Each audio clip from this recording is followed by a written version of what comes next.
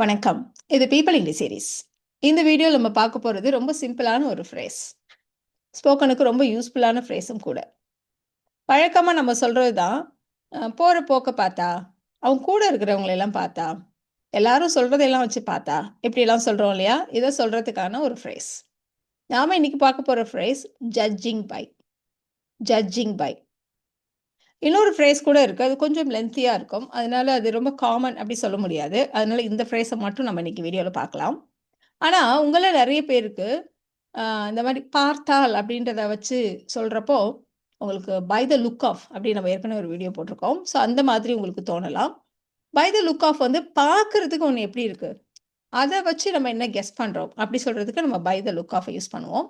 Judging by அப்படின்றப்போ, நம்ம வந்து ஜட்ஜ் பண்றோம். நம்ம வந்து அப்சர்வ் பண்ண விஷயங்கள், பார்த்த, கேட்ட, படிச்ச எல்லாத்துக்கும் நம்ம வந்து ஜட்ஜிங் பைய காமனா யூஸ் பண்ணுவோம்.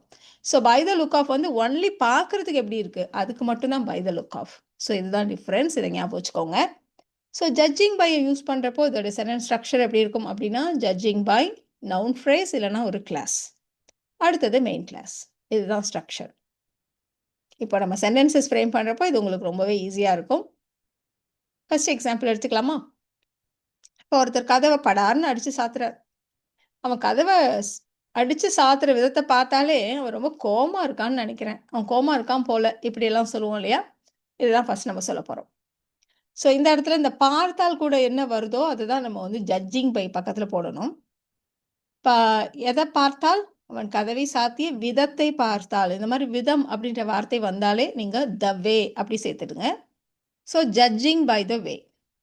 அவன் கதவ படார்ன்னு அடிச்சு சாத்திய விதம். அப்படி சொல்லணும். அதனால தான் வெறுமனே ஹி க்ளோஸ்ட் த டோர்ன்னு போடாம, ஹி ஸ்லாம்ட் த டோர் அப்படின்னு போட்டிருக்கோம். Judging by the way he slammed the door. நம்ம என்ன கெஸ் பண்றோம்? அவன் ரொம்ப கோவமா இருக்கான்னு நான் நெனைக்கிறேன். I think he is angry. I think he is angry. இந்த இடத்துல இந்த ஐ திங்க் மாதிரி வந்தே ஆகணும்னு கூட அவசியம் இல்ல. சாதாரணமா ஜட்ஜிங் அப்படின்னு வர்றப்ப வெறுமனே ஹி இஸ் ஆங்ரின்னு சொன்னாலும் அதே அர்த்தம் தான். So judging by the way he slammed the door, I think he is angry.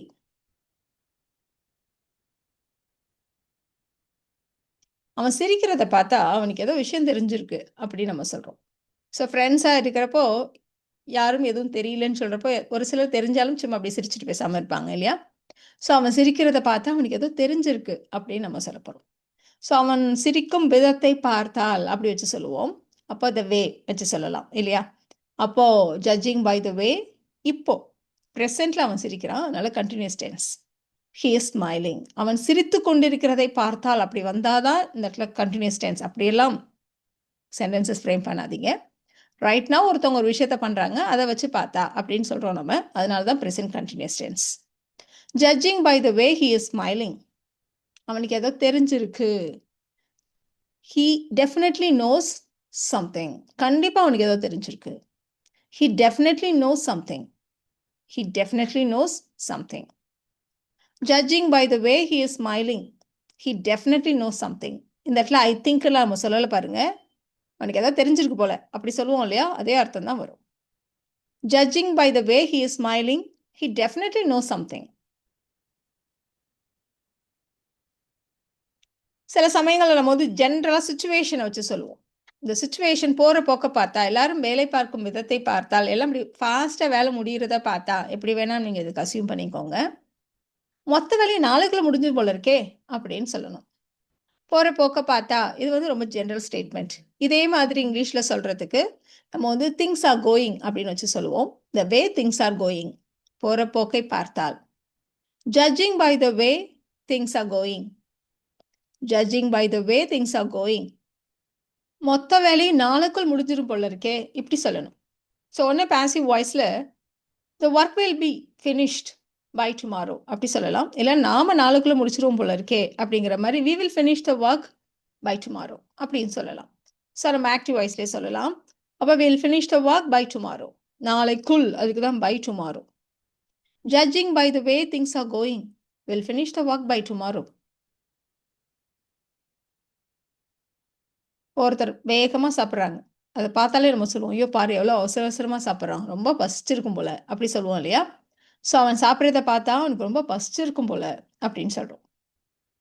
அவன் சாப்பிட்றதை பார்த்தால். Judging by the way he is eating. இப்போ ஒருத்தவங்க சாப்பிட்டுட்டு இருக்காங்க. Judging by the way he is eating. நம்ம என்ன கன்க்ளூஷனுக்கு வரோம்? அவனுக்கு ரொம்ப பசிச்சிருக்கும் போல இருக்கு. ரொம்ப பசிக்கிறத வந்து starving அப்படின்னு நம்ம சொல்லுவோம். ஸோ அதுதான் இப்போ சொல்ல போகிறோம். He must be starving. He must be starving. Judging by the way he is eating, he must be starving. அவன் ஏன் அடிக்கடி ஃபோனை எடுத்து எடுத்து பார்த்துட்டு இருக்கான்? ஏதோ மெசேஜ் எக்ஸ்பெக்ட் பண்ணுறான் போல இருக்கு. ஸோ அவன் ஏதோ ஒரு முக்கியமான ஃபோனுக்காக இல்லை முக்கியமான ஒரு மெசேஜுக்காக காத்திருக்கிறான் போல அப்படின்னு சொல்லணும். ஸோ எதை வச்சு நம்ம சொல்கிறோம்? அடிக்கடி ஃபோனை எடுத்து எடுத்து பார்க்குறதை பார்த்தால், அதை வச்சு பார்த்தால் அப்படின்னு சொல்லணும். இப்போ ஜட்ஜிங் பை த வே, அவன் ஃபோனை எடுத்து எடுத்து திரும்ப திரும்ப ரிப்பீட்டடாக அப்படிங்கிறப்ப கண்டினியூஸாக ஒரு விஷயத்தை பண்ணிட்டு இருந்தால் நம்ம வந்து கீப்ன்ற வார்த்தையை சேர்த்துப்போம் இல்லையா? அதனால் he keeps checking his phone. Judging by the way he keeps checking his phone. அவன் ஏதோ ஒரு முக்கியமான ஃபோனுக்காக இல்லை மெசேஜுக்காக வெயிட் பண்ணிட்டு இருக்கான் போல. இதை நம்ம ஃப்ரேம் பண்ணணும். ஸோ அவன் வெயிட் பண்ணிட்டு இருக்கான். he is waiting for an important message. இல்லைனா he is waiting for an important call. Judging by the way he keeps checking his phone, he is waiting for an important message. இப்போ இவ்வளோ நேரம் நம்ம judging by the வே அப்படி வச்சு நிறைய சொன்னோம் இல்லையா? இப்போ கொஞ்சம் மாற்றலாம்.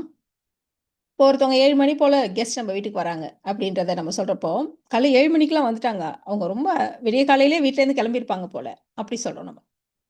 ஸோ அவங்க வீட்டுக்கு வந்து நேரத்தை வச்சு பார்த்தா, விதத்தை வச்சு பார்த்தால் அப்படின்னா இந்த வே வச்சு சொன்னோம். இப்போ நேரத்தை வச்சு பார்த்தா, அப்போ ஜட்ஜிங் பை த டைம், வீட்டுக்கு வந்த நேரம், they came home. Judging by the time they came home, நம்ம என்ன கன்க்ளூஷனுக்கு வரோம்? அவங்க காலையிலே கிளம்பியிருக்கணும். ஸோ கிளம்பி இருக்க வேண்டும் அப்படிங்கிறப்போ நம்ம வந்து கெஸ் பண்ணுறோம். அவங்க கிளம்பி இருக்கணும், அப்போவே கிளம்பியிருந்தா தான் இப்போ வர முடியும் அப்படி கெஸ் பண்ணுறோம். இந்த மாதிரி வேண்டும் அப்படிங்கிறது நீ இதை செய்திருக்க வேண்டும் அப்படின்ற இடத்துலையும் வரணும், கிளம்பி இருக்க வேண்டும் இந்த மாதிரி கெஸ் பண்ணுற இடத்துலையும் வரும். நம்ம வந்து நீ இதை செய்திருக்க வேண்டும் அப்படின்னு நம்ம அட்வைஸ் பண்ணுற மாதிரி சொல்கிறதா இருந்தால் தான் நம்ம ஷுட் ஹேவ் யூஸ் பண்ணணும். இங்கே வந்து இப்படி தான் அவங்க பண்ணியிருக்கணும் அப்படின்னு நம்ம கெஸ் பண்ணுற இடங்களை நம்ம மஸ்ட் ஹேவ் யூஸ் பண்ணணும். அப்போ they must have started early in the morning. They must have started early morning. அப்போ judging by the time they came home, they must have started early in the morning. இப்போ இன்னும் கூட கொஞ்சம் change பண்ணலாம். கொஞ்சம் relative ப்ரொனவுன்ஸ்லாம் வச்சு சொல்லலாம். அவன் கூட இருக்கிற ஆளுங்களெல்லாம் வச்சு பார்த்தா அவன் ரொம்ப பெரிய செல்வாக்கான ஆள் போல இருக்கு அப்படின்னு நம்ம சொல்ல போகிறோம்.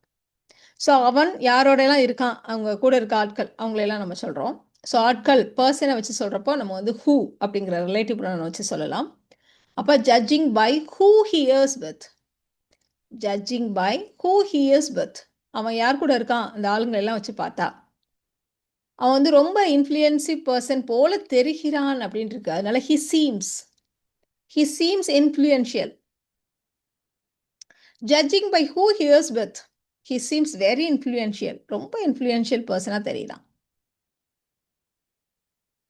இப்போ ஹூக்கு சொன்னோம் இல்லையா, அதே மாதிரி வேறு ஏதாவது ரிலேட்டிவ் ப்ரொனவுன் வாட் வச்சு சொல்லலாம். பக்கத்து வீட்டுக்காரங்க சொன்னதையெல்லாம் வச்சு பார்த்தா இந்த இடத்துல இந்த வே அப்படிலாம் வராது இல்லையா? ஸோ விஷயம் அப்படின்னா வாட்ன்ற ரிலேட்டிவ் ப்ரொனவுனை யூஸ் பண்ணுங்க. இந்த மாதிரி டைம் சொல்கிறப்ப ஜட்ஜிங் பை த டைம்னு சொல்லிடுங்க. பர்சன் அப்படின்னா ஹூ வச்சு சொல்லுங்கள். பிளேஸை வச்சு சொல்கிறதா இருந்தால் வேர் வச்சு சொல்லுங்கள். இந்த மாதிரி சொல்லுங்கள். இப்போ பக்கத்து வீட்டுக்காரங்க சொன்ன அந்த விஷயத்தை வச்சு பார்த்தா, அதனால் நம்ம வாட்ன்ற ரிலேட்டிவ் ப்ரொனவுனை யூஸ் பண்ண போகிறோம். அப்போ ஜட்ஜிங் பை வாட், பக்கத்து வீட்டுக்காரர்கள் சொன்னது பாஸ்ட் டென்ஸ் இல்லையா? அப்போ த நெய்பர்ஸ் செட்.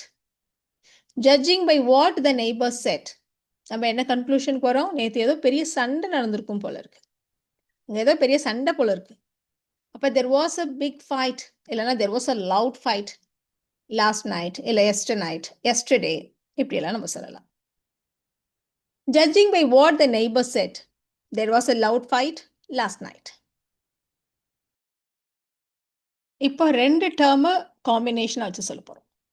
இப்போ ஒருத்தவங்க எங்கேயோ போகிறாங்க, இந்த டைமுக்கு இந்த டைரக்ஷனில் இந்த பக்கம் போகிறாங்கன்னா அவங்க கோயிலுக்கு தான் போகிறாங்க அப்படின்னு நம்ம சொல்ல போகிறோம். ஸோ டைம் ஒரு டைரக்ஷன். ஸோ டைரக்ஷன், பிளேஸ் இதுக்கெல்லாம் நம்ம வேர்ன்ற ரிலேட்டிவ் ப்ரொனவுனை யூஸ் பண்ண போகிறோம். அப்போ judging by the time and where she is heading, எந்த டைரக்ஷனில் போகிறாங்க அதை சொல்கிறதுக்கு தான் where she is heading. Judging by the time and where she is heading. நம்ம என்ன கன்க்ளூஷன் போகிறோம்? அவங்க இப்போ கோயிலுக்கு தான் போகிறாங்க. She is going to the temple. She is going to the temple. இப்போ judging by the time and where she is heading, she is going to the temple. She is definitely going to the temple. இப்படியெல்லாம் சொல்லலாம். இப்போ ஹவுன்ற relative ப்ரொனவுனை use பண்ணலாம். இவ்வளோ அமைதியாக இருக்கிறத வச்சு பார்த்தா, இவன் மட்டும் எவ்வளோ அமைதியாக இருக்கான், இப்படிலாம் இருக்கவே மாட்டானே. ஸோ இவ்வளோ அமைதியாக இருக்கிறத வச்சு பார்த்தா அவன் எதையோ மறைக்கிறான், அப்படி சொல்லணும். அப்போ judging by how quiet he is. Judging by how quiet he is. அவன் எதையோ மறைக்கிறான். He is hiding something. He is hiding something. Judging by how quiet he is, he is hiding something. இப்போ இவ்வளோ நேரம் இந்த ஜட்ஜிங் பை பக்கத்தில் எப்படியெல்லாம் வரலாம் என்ன அப்படின்றதெல்லாம் நிறைய எக்ஸாம்பிள்ஸோட தெரிஞ்சுக்கிட்டோம் இல்லையா? ஸோ இதையெல்லாம் வச்சு இந்த 2 சென்டென்சஸை நீங்கள் ட்ரை பண்ணுங்கள்.